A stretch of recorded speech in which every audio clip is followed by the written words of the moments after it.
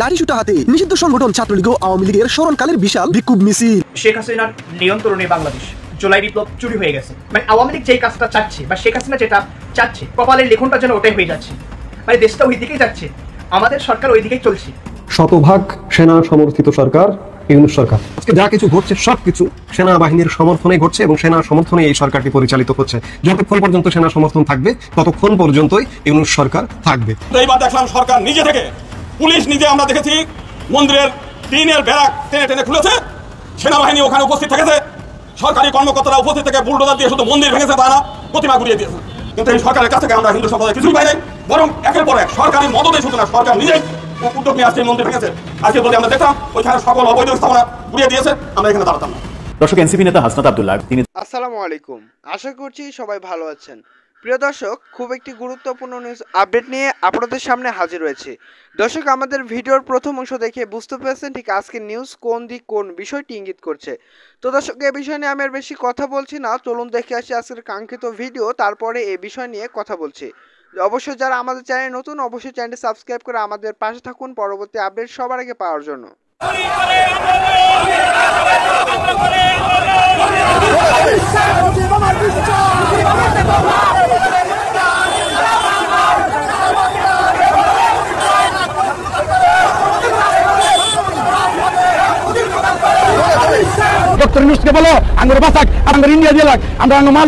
মুজিব আমার চেতনা, মুজিব আমার বিশ্বাস। কে বলে রে মুজিব নাই, মুজিব সারা বাংলায়। হামলা করে আন্দোলন বন্ধ রাখা যাবে না। ইউনূস তুই রাজাকার, এই মুহূর্তে বাংলা চার। ও ভাই রে ভাই, এবার এমন স্লোগানে ঝিনাইদহে লাঠি সুটা হাতে নিষিদ্ধ সংগঠন ছাত্রলীগ ও আওয়ামী লীগের স্মরণকালের বিশাল বিক্ষোভ মিছিল।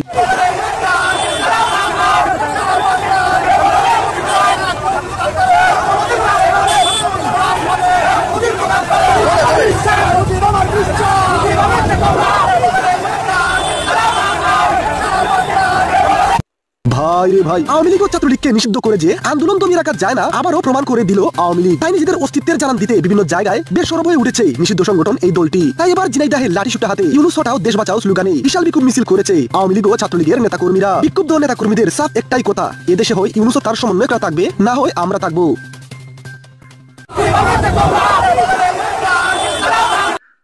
শেখ হাসিনার নিয়ন্ত্রণে বাংলাদেশ, জুলাই বিপ্লব চুরি হয়ে গেছে। শেখ হাসিনার নিয়ন্ত্রণে বাংলাদেশ, অনেকে এই বিষয়টার সাথে একমত পোষণ করবে না। তবে আজকে হ্যাঁ, উল্লেখযোগ্য ঘটনার মাধ্যমে আপনাদের কাছে এই বিষয়টা পরিষ্কার করে দিতে চাই যে এখনও শেখ হাসিনার নিয়ন্ত্রণে বাংলাদেশ চলছে। এখন এই বিষয়টা হয়তো তুলে ধরলে সবার কাছে ভালো লাগবে না, কিন্তু বাস্তবিক প্রেক্ষাপটে এটাই সত্য। কিভাবে শেখ হাসিনার নিয়ন্ত্রণে বাংলাদেশ চলছে আপনাদেরকে একটু ধারণা দিই। সেটা হচ্ছে, অর্থাৎ সংক্ষিপ্ত একটা প্রশ্ন, বাংলাদেশ কি আগের চাইতে আইন কাঠামোর দিক থেকে বলেন, প্রশাসনের দিক থেকে বলেন, কোনো দিক থেকে কি উন্নত হয়েছে কিনা? এই প্রশ্নটা আপনার কাছে অবশ্যই কমেন্টে এটার উত্তর আপনারা জানিয়ে দেবেন।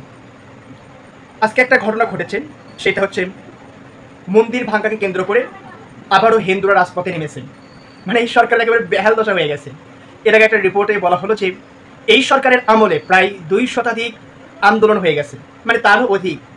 তো যাই হোক, আন্দোলনের সরকার হচ্ছে অন্তর্বর্তী সরকার, যেই যা পাচ্ছে ওই দাবি নিয়ে রাজপথে নামছে। এখন আপনাদেরকে বেশ কিছুদিন আগে আমি বলেছিলাম যে আগামীতে যে ইলেকশন হবে, ওই ইলেকশনে জনগণ ভোট দিতে যাবে না। মানে সরকার যে আশা নিয়ে নির্বাচন করবে, সরকারের তরফ থেকে বলা হচ্ছে প্রায় 80+ % মানুষের উপস্থিতি থাকবে, মানে ইতিহাসের সেরা ভোট করবেন ডক্টর ইউনূস। কিন্তু আসলে কি সেই লক্ষণটা আছে কিনা? আজকে এক হিন্দু নেতা বলছে যে হিন্দু সম্প্রদায় ভোট দিতে যাবে না। তারপর এটাও বললেন যে হিন্দুদের মধ্য থেকে কোনো উপদেষ্টা নেয়নি। আমার জানা নেই যে আপনাদের যদি জানা থাকে যে হিন্দু কোনো উপদেষ্টা আছে কিনা।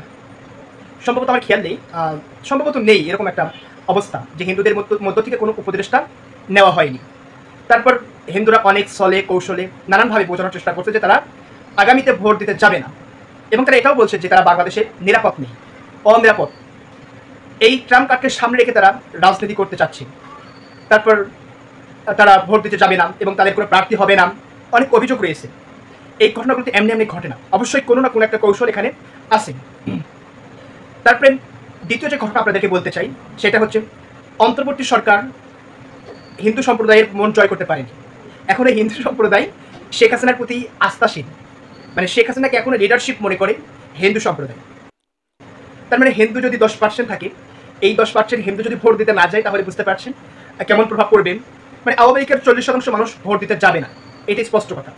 আবার 10% হিন্দু ভোট দিতে যাবে না, মানে 50% ওখানেই গেল। তারপরে জাতীয় পার্টিরা ভোট দিতে যাবে না, 14 দলের কর্মীরা ভোট দিতে যাবে না। এইভাবেই যদি চলতে থাকে তাহলে নির্বাচনটা কেমন নির্বাচন হবে এটা কিন্তু আপনারাই বুঝে গেছেন। এরপরে যে বিষয়টা, আওয়ামী লীগ এটা ভালোভাবে চাচ্ছে যে এই সরকার একতরফা একটা নির্বাচন করবে, এটা আওয়ামী লীগের চাওয়া। সেখানে আওয়ামী লীগ অংশগ্রহণ করবে না, জাতীয় পার্টি অংশগ্রহণ করবে না, 14 দল অংশগ্রহণ করবে না, মানে এইটা একটা হিউজ পরিমাণ অংশগ্রহণ থাকবে না। মানে নির্বাচনটা এক পেশে বা একতরফা হবে এরকম একটা আমরা ইঙ্গিত পাচ্ছি। আর একতরফা ইলেকশন হোক এটা আওয়ামী লীগ স্বয়ং নিজে চাই। মানে আওয়ামী লীগ যেই কাজটা চাচ্ছে বা শেখ হাসিনা যেটা চাচ্ছে, আপনার ওই কপালের লিখনটা যেন ওটাই হয়ে যাচ্ছে, মানে দেশটা ওই দিকেই যাচ্ছে, আমাদের সরকার ওই দিকেই চলছে, এই বিষয়টা আমরা বুঝতে পারছি। বাট সরকার ওই দিক থেকে স্টিয়ারিংটা ঘোরাতে পারছে না, ফলে কি হবে, দেশের মধ্যে একটা সংকট তৈরি হবে। এই সংকট নিরসন খুব সহজে শেষ হবে না। মানে আওয়ামী লীগের চাওয়া হিন্দু সম্প্রদায় যারা এরা যেন উৎখাত করে, ওইটাই হচ্ছে, তারা উৎখাত করছে সরকারের বিরুদ্ধে। মানে একটু সল পেলেই হিন্দুরা রাজপথে শক্তভাবে নেমে যাচ্ছে। এরপরে আওয়ামী লীগের চাওয়া যে বাংলাদেশের জন্য একটা একতরফা ইলেকশন হয়। ডক্টর ইউনূস ধীরে ধীরে ধীরে ধীরে ওই দিকে এগিয়ে যাচ্ছেন। এখানে কিন্তু বিএনপির দোষ দিলে হবে না, জামাতের দোষ দিলে হবে না, মানে আওয়ামী লীগ যেটা যাচ্ছে সরকার ওই দিকেই ধীরে ধীরে করে যাচ্ছে। এটা একটা আপনার ভবিষ্যতের যে লিখন, মানে পাল্লাটার জন্য আওয়ামী লীগের দিকেই ঘুরে যাচ্ছে, আমরা সহজ কথা এটা বলি।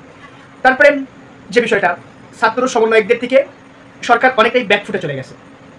শেখ হাসিনা বা আওয়ামী লীগ এটাই চাইতো যে এই সরকারের সাথে আপনার ছাত্র সমন্বয়ক, এনসিপি বা জুলাই নেতা যারা রয়েছে এদের একটা হট্টগোল বাজুক। মানে আওয়ামী লীগের প্রত্যেকটা আশাই, প্রত্যেকটা চাওয়াই কিন্তু পূর্ণ হয়ে যাচ্ছে। কেন, এই যে 5ই আগস্টকে কেন্দ্র করে সরকার ঘোষণা করলো যে এটা গণঅভ্যুত্থান দিবস, কিন্তু শিক্ষার্থীরা মানলেন না যে এটা গণঅভ্যুত্থান দিবস না, এটা দ্বিতীয় স্বাধীনতা। আবার এটা যদি দ্বিতীয় স্বাধীনতা হতো তাহলে প্রথম বিএনপি বিদ্রোহ করে বসতো যে এটা কখনো দ্বিতীয় স্বাধীনতা হতে পারে না। সিপিবি, তারপরে আর অন্যান্য রাজনৈতিক দল যারা রয়েছে তারা এটার বিদ্রোহ করে বসতো যে এটা কখনো দ্বিতীয় স্বাধীনতা হতে পারে না। এরপর 8ই আগস্টকে কেন্দ্র করে সেটাকে বলা হলো নতুন বাংলাদেশ দিবস। এই সরকার নতুন কি কাজ করেছে, নতুন কি উন্নয়ন করেছে, তাই এটার নাম নতুন বাংলাদেশ দিবস দিল। অর্থাৎ শেখ হাসিনার রাজনীতিকেই অনুসরণ করে যাচ্ছে, ওই রাজনীতি ভুলতে পারছে না। দীর্ঘ 17 বছর শেখ হাসিনা যেভাবে মাস্টার হয়ে, শিক্ষক হয়ে যেভাবে দেশের মানুষকে ট্রেনিং দিয়ে গেছে, ওই কাঠামো থেকে জনগণ বের হতে পারছে না। তার জন্য সরকার একে একে 3টা দিবস চালু করেছে। এর আগে আমরা দেখেছি যে শেখ মুজিবুরের নামে যে দিবসগুলো রয়েছে সেগুলো বাতিল করেছিল, শেখ রাসেলের নামে দিবস বাতিল করেছে, অনেকগুলো দিবস বাতিল করে এখন নতুন করে 3টা দিবস যুক্ত করেছে। 16ই আগস্ট শহীদ আবু সাইদ দিবস করেছে, তারপরে 5ই আগস্ট গণঅভ্যুত্থান দিবস, 8ই আগস্ট যেদিন ডক্টর ইউনূস শপথ গ্রহণ করেছে ওই দিনকে ঘোষণা করা হলো এটা নতুন বাংলাদেশ দিবস। ছাত্ররা মানতে চাচ্ছেন না, তারা মনে করছে যে 8 তারিখেই বাংলাদেশ ধ্বংস হয়ে গেছে, 8 তারিখেই বাংলাদেশ শেখ হাসিনার আন্ডারে চলে গেছে, এরকম মনে করছে। অনেকেই বলছে যে 8ই আগস্ট পরাজয় দিবস, শিক্ষার্থী সমন্বয়কদের সাথে একটা দ্বন্দ্ব চলছে যেটা আওয়ামী লীগ চাইতো, সুতরাং ওই কাজগুলি কিন্তু হচ্ছে। আরেকটা বিষয়, এই সরকার সংস্কারের নামে যে বুলি শত গল্প করতো, বাট সংস্কারটা কিন্তু হচ্ছে না, এটা কিন্তু সত্যি কথা ভাই। সংস্কারের কাছে অনেকেই বাধা, আওয়ামী লীগ বাধা, বিএনপি বাধা, অনেকেই বাধা। যাই হোক, এখন এত বাধা নিয়ে কি সংস্কার করা যায় কিনা? প্রথমত যায় না। অন্তর্বর্তী সরকার নিজেই নার্ভাস যে তিনি কি সংস্কার করবেন। তার তো জুলাই সনদ দেওয়ার কথা, তিনি দিয়েছেন, দেননি। আওয়ামী লীগ চায় না যে জুলাই সনদ দেয়। তারপরে এই আওয়ামী লীগের নেতাকর্মীদের যে বিচার করার কথা ছিল, সরকার কি করতে পারছে? পারে নাই, মানে বিচার করতে পারবেন না। এরপরে কি করবেন, যে আওয়ামী লীগকে নিষিদ্ধ প্রসঙ্গে সরকার বেকায়দায় পড়ে গেছে, চেকার ভিতরে পড়ে গেছে, মানে সব দিক থেকে একেবারে কোণঠাসা হয়ে গেছে। কেমন বেকায়দায় পড়ে গেছে, এই যে আপনার যখনই তিনি বিদেশ সফর করেন, বিশেষ করে পশ্চিমা দেশগুলোতে যখন যান তিনি, তখন তার মুখের উপর একটা প্রশ্ন তুলে দেওয়া হয় যে তিনি কি আওয়ামী লীগকে নিষিদ্ধ করেছেন কিনা, আওয়ামী লীগ নির্বাচনে আসবেন কিনা, এইরকম একটা প্রশ্ন অন্তর্বর্তী সরকারের কাছে কিন্তু করা হয়। এরপর আমরা দেখেছি জাতিসংঘ তারাও কিন্তু প্রতিবাদ করেছে যে আওয়ামী লীগকে নিষিদ্ধ প্রসঙ্গে আওয়ামী লীগকে নিষিদ্ধ করা যাবে না, মানে রাজনৈতিক দল নিষিদ্ধ হয় না কখনো, এরকমই একটা বিস্তর কিন্তু তারা বলেছে। তারপর পশ্চিমাদের একটা তোষামত, মানে রসামালি কিন্তু সরকার পড়ে গেছে, এখান থেকে বের হতে পারছে না। যখনই তাকে প্রশ্নটা করা হয় তিনি হজ বরল নার্ভাস উত্তরটা কিন্তু সেখানে দেন। তাকে যখন বলা হয় যে আওয়ামী লীগ নির্বাচনে অংশগ্রহণ করতে পারবে কিনা, তখন তিনি ইসির দোষ দেন, অমুক তমুক এটা করবে, মানে অনেক কিছুই তিনি দোষগুলো দেন। মানে বাস্তবিক প্রেক্ষাপটে তিনি আওয়ামী লীগকে নিষিদ্ধ করতে চাইতেন না, এটা সবচেয়ে বড় কথা। ডক্টর ইউনূস নিজেই আওয়ামী লীগ। এই ছিল আজকের ভিডিও, আশা করছি সম্পূর্ণ ভিডিও দেখেছেন। দর্শক আসলে সম্পূর্ণ ভিডিও দেখে বুঝতে পেরেছেন ঠিক আজকের নিউজটি কোন দিক, কোন বিষয়টি ইঙ্গিত করছে।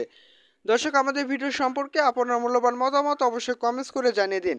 প্রিয় দর্শক, আমরা কিন্তু বেশ কয়েকটি ভিডিও একত্রে আপনাদেরকে দেখানোর চেষ্টা করেছি, অবশ্যই দেখেছেন আমাদের সম্পূর্ণ ভিডিও। তাই আমাদের ভিডিও সম্পর্কে আপনার মূল্যবান মতামত অবশ্যই কমেন্টস বক্সে জানিয়ে দিন।